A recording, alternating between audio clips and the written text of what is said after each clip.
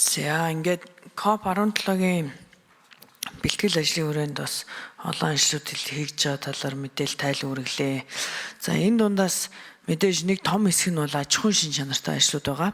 За барилга байгууламж, за төсөв хөрөнгө, за ингээд бүрсчилсэн ногоон зоон, одоо цэнхэр зоон гэх мэтчлэн. За миний асуулт яг энэтэй холбоотой бодлогын шин чанартай асуудлууд дээр асуулт асууя гэж бодож байна. За одоо энэ хамгийн чухал зүйлийн дунд бол Монгол улсад ямар өгөөж ирэх вэ? За мөн Монгол улс дэлхийд энэ доктортой хөгжил, ногоон хөгжлийн чиглэлээр ямар манлайлал үзүүлж ажиллаж чадах вэ гэдэг ийм одоо хоёр зүйл дээр ирж байна л да. За эхний зүйл болох Монгол улсад хамгийн багадаа 500 сая $5 бүхий төслүүдийг хэрэгжүүлнэ гэсэн энэ тооцооллын одоо дэлгэрэнгүй авъя гэж бодож байна. Энэ дээр бас хүлээлтийг зөв удирдахгүй бол хэдийн хэмжээний зардал гаргаж байгааг одоо бид ярьж байгаа. Олон нийт байтугай ер нь ордон дотор COP гэдэг энэ хурлын бэлтгэл ажлыг бол нүд үзүүлж байгаа. Энэ ч одоо нийл зардал юм биш үү? Энэ мөнгө орно гэж яриад байгаа, тоо яриад байгаа боловч яг энэ хэрхэн бодит вэ гэдэг дээр бол олон хүмүүс асууж байгаа. Асуух нь зүйтэй. Тэгэхээр энэ 500 саяынхаа тооцоог яг бодитоор гаргаад хүлээлттэй зөв удирдаасаа гэж би хүсэж байгаа. Яг ийм одоо боломжтой энэ дотор одоо энэ маш бодитоогоор хэрэгжихээр хийгдээд эхэлсэн. Эсвэл зүгээр агаарын тоо яриад байгаа мó гэдэг энэ ихний асуудал. За хоёр дахь асуудал нь бол энэ бодлогын манлайлал дээр бид олон улстай яг ямар зүйл хийх гэж байгаа вэ? За 2026 оныг бол одоо нэгдсэн улсын байгууллагаас бол International Year of Rangelands буюу одоо бэлчээрийн газар нутгийн жил болгон зарласан байгаа. Тэгэхээр энэ дээр бид ямар хуу бодлогын манлайлал үзүүлэх гэж байгаа вэ гэдгийг би одоо асууя. Яагаад тэгэхээр бид олон улсын манлайлал үзүүлэхээс өмнө бас энэ улсынхаа хэмжээнд ч гэсэн энэ дээр хийгдэх ёстой ажлууд байгаа. Тэрийгээ бас яарч ахаж хийх нь одоо энэ байнгын орооны ч гэсэн ажил болов уу гэж хараад байна. Онцгойлж хэлэх юм бол бэлчээрийн тухай хуулийн асуудал маш олон жил гацаж ирсэн. Бид ирэх жил олон улсад манлайлна гэдэг.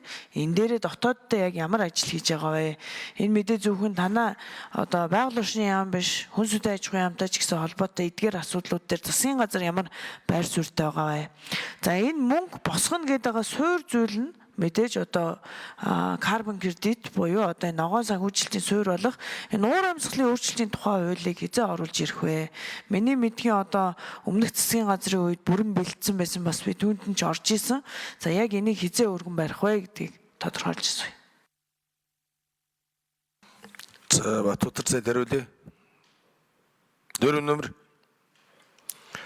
За $500 сая гэдэг тэр 3 санаачлагын зөвхөн нэг нь шүү. Бүтнээрээ биш.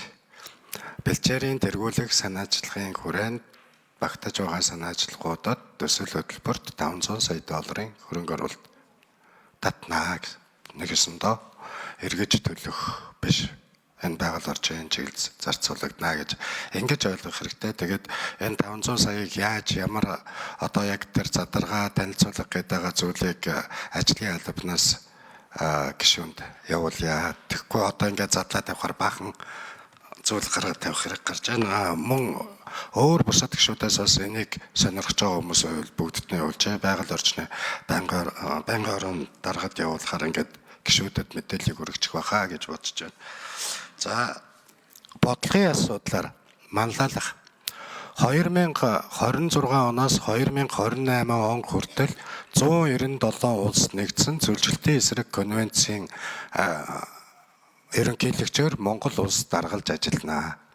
Энэ хугацаанд жилд нэг 11 орчим одоо ийм олон улсын урлууд, байгаль орчны салбарын урлууд болдог. Төсөл хөтөлбөр хөрөнгө санхүүжилт одоо байгаль орчин энэ жил уур амьсгалын өөрчлөлт одоо зөвлөлт энэ чиглэлүүдэд ямар зөвлөлт хийх үү гэдэг ингээ ярихад тэрийг удирдах гэдэг нь Монгол хүн сууж байна гэсэн үг. Энэ бол улс төр болон олон улсын манлайлал талдаа бол маш том өөр өгөөж дүүгээр дамжиж гарч ирнэ гэдэгт бол би бүрэн дүрэн итгэлтэй байна.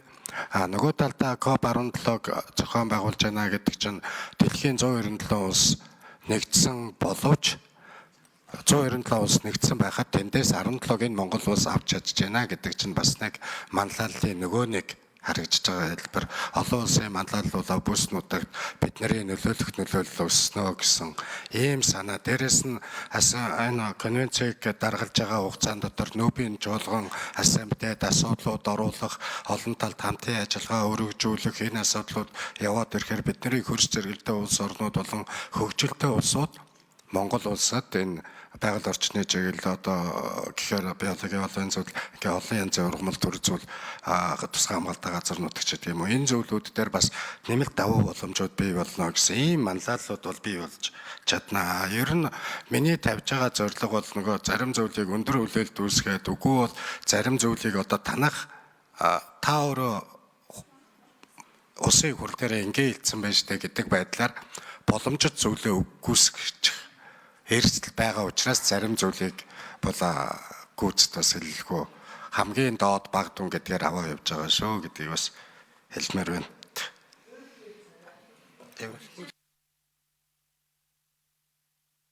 За 4 номер Батбат сайд.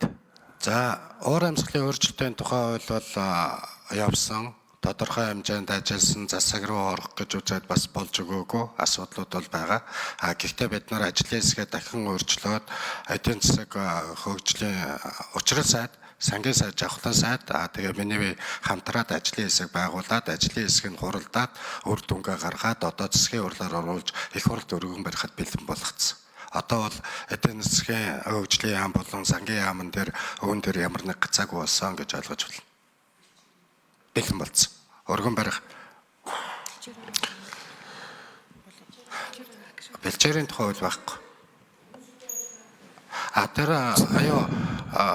Бэлчээрийн жил болгоод зарласантай холбоотой асуудал хүн сүдэн аж ахуй хөнгөн үйлдвэрийн яамн дээр байгаа 11 сард засгийн газарт оруулж танилцуулна гэсэн чиглэлтэй байгаа юм л.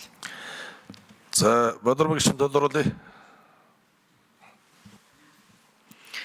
За мэдээж Монгол улс одоо COP17-г ахлана гэдэг бол тодорхой хэмжээний олон улс манлайл үзүүлж байгаа гэдгийг үгүйсэхгүй. Хурал удирдаад явах нь одоо нэг төрлийн манлайл мөн. Гэтэ энэ дээр илүү их зоригтой реформын шин чанартай юм яриасаа гэж би хүсэж байгаа. Би одоо өөрөө яг энэ салбарын хүн болохоор ч тэр юм уу чин сэтгэлээсээ Монгол улсын цаашдын хөгжил өөрөө ногоон байгаасаа ногоон байх бүрэн боломжтой гэж итгэдэг учраас бид энэ хурлыг ашиглаад бас үнэхээр томоохон өөрчлөлтүүдийг оруулаасаа л гэж хүсэж байгаа юм л та. Яг үүндээ бид нар явдаг процедураар нөгөө сангийн яамаа хүлээгээл эдийн засгийн хөгжлийн яамаа хүлээгээл ах юм бол дандаа л нөгөө бор чиглэлийн хөгжлийн асуудлууд яригдана. Тэгэхээр энэ КОП-о ашиглаад үнэхээр Монгол улсынхаа ч гэсэн хөгжлийн зүг чигийг тэр чигээр ногоон болгох зоригтой бодлогын өөрчлөлтүүдийг манлайлж хийгээч гэж одоо танд захиж хэлье. Бодрмаг шин үхэллээ.